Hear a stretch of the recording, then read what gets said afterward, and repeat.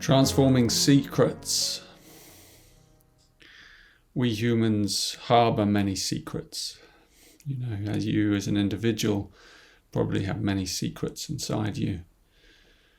And it's a really interesting subject, this, because, you know, what lies behind those secrets? What is your relationship to the secrets that lie inside you? And when I say secrets, I don't mean kind of great mystical things. I mean more like stuff that we've just shoved down under the surface and we would rather not remember, and we certainly don't want many other people to know about those secrets. Things we've done, things we've said, things that we don't like about ourselves. This is what I mean by secrets. And how do we transform that, and why should we? It's a habit that we humans have. I'll tell you a story. You know, this is a story based on, I was told this recently by a shaman, a wonderful man. And he's an Inuit man. I'll put the link to him after this. Anyankak, his name is, a difficult name to pronounce. He's called Uncle, many call him Uncle. And he told me this story of when he was called to be a shaman, and he lived in Greenland, and he was called up to this high mountain by this calling. And so he had to go on his sledge through the winter and through the wilderness, climbing this high mountain, very difficult conditions, and stay up there and meet the Creator, you know, and there's this calling in him. And anyway, so he spends these 24 hours or more up on top of this mountain in these conditions, and what's happening there is he's having a communion with the Creator, and the first thing that he realizes is that he's full of secrets, and he realizes that he's never told anyone these secrets, and he's never told even his God, his Creator, this connection with all things, these secrets. So he starts telling all the secrets he has inside him. And he talks and talks and talks on this mountaintop, sharing everything and just throwing it all out. You know, like you're just clearing out your house and it's just got, you know, years and years and years and maybe decades and even centuries perhaps of secret stuff just stashed. You know, some people hold on to everything, right? But this is inside us, in our psyche, in our emotional body, in our physical body, in our whole being. Just throwing out this stuff, just sharing everything, pulling up every stone, looking underneath it, throwing it out, speaking it. And the whole process brought him to tears, and it was a huge transformation. And it ended up with him coming down off the mountain and being called as a shaman and becoming a shaman and traveling around the world and sharing a great heartfelt message. And it's a powerful story because it's what each one of us has to do if we are going to crack the shell of our indifference. You know, and our indifference, it sits over us like a shell, like this kind of cloak, and we don't realize how indifferent we can be. You know, we don't realize how disconnected we are from the world around us. We don't want to connect with the suffering of all beings and the planet. But actually, if we are going to awaken to our true mastery, to our true capacity, if we're going to awaken the genius inside us, we have to chuck all that stuff out. You know, we have to come to terms with the shadow inside us. So we have to find a way to contact all that material and those secrets. And it's like, on the other side of this transformation lies, mastery. And this word, the master, even though it sounds male, like I don't want it to be seen as male or female. It's mastery. And the master is one who sees through you, right? So there's all these stories from all different cultures where you approach a master, a living master. One of the things that happens is they look in your eyes and they see all your secrets, and they know instantly intimately all your secrets.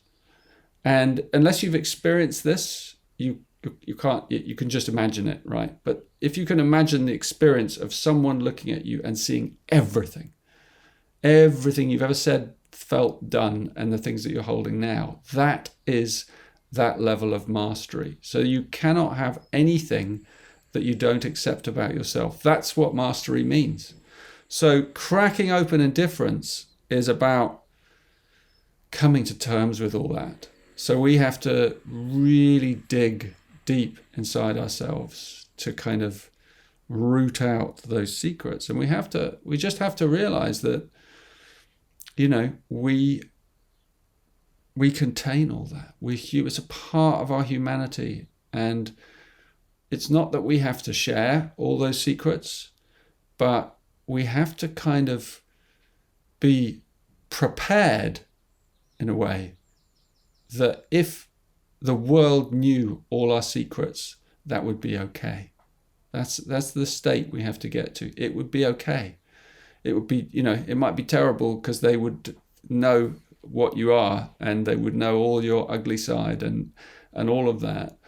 And yet we all have those. We're all the same in it. In the shadow, we're all the same. We all have capacity to think, feel, and do terrible things. Everyone, even the purest heart, somewhere deep inside every human is the capacity to do bad things, to think bad things, to say bad things, what we call bad, whatever that means. But you know what I mean? It's something that, makes us recoil from ourselves. So this transformational process, which is part of humanity, is to have the courage to look within, to go into a process of self-inquiry, and one by one to look those secrets in the eye, and just to look at them without judgment and go, that is a part of humanity. And when you can look those secrets in the eye and you can really accept them inside yourself, which is a journey, you begin to crack the shell of your indifference and you begin to feel again. And then the heart starts to come alive. And one of the heart's great gifts is versatility, to be able to kind of open to anything or anyone, to understand and anything and anyone, any creature, to be able to resonate with the suffering of all beings and to be able to empathize in that way. And this is an incredibly powerful journey. And no matter who you are or what the situation of your life is or what, right now, or what your dreams and hopes and fears are, this is the same for every single one of us. We all have this indifference embedded in us, and it's because of these secrets. So we need to learn to throw them out, metaphorically. And that doesn't mean we get rid of them. We can hold them, but we have to look at them. And we have to know that that is also a part of who we are. We may have great dreams, and we have, you have as much wonder and beauty in you as you have ugliness. It's the same for all of us. It was Walt Whitman, great poet, who said, I am the worst of the worst, but luckily I'm also the best of the best. And that is a truth for every human being. So really contemplate this and begin to look at yourself, with the lens of this compassion. And you'll realize that is the road to self-mastery. That is the road to becoming an awakened being. That there can be nothing inside you that you avoid. That there's nothing inside you that you can't contain, that you're not willing, if pushed to the very edge, to let another being see. Right? And I know that how much of a challenge that is. And yet once you've begun that work, that inner work, then your heart begins to open, it begins to soften, and you begin to expand. And all things then become possible because you have nothing left to defend. And we put a huge amount of energy into holding all this stuff and defending so that people, can't see in there, and we repress and hide and all that stuff. So The journey towards self-acceptance, towards feeling truly at one with yourself, with the world, is a journey into the depths of our vulnerability, into the depths of our trauma, into the depths of our self-judgment. And it's an amazing journey, because you have to go in there with the utmost delicacy and compassion towards yourself. And that is what makes all the difference. That is when the indifference slowly falls away, and we become alive, and we become much more sensitive. We become this hugely sensitive being that we truly are, but it's not a sensitivity that overwhelms us.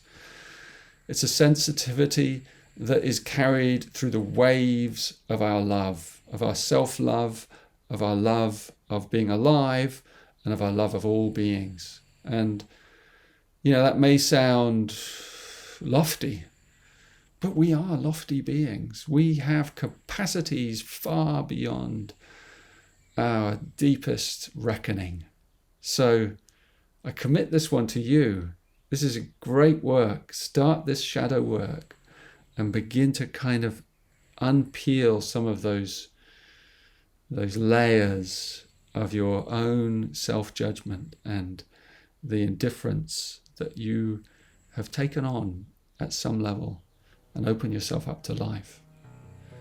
What an amazing journey.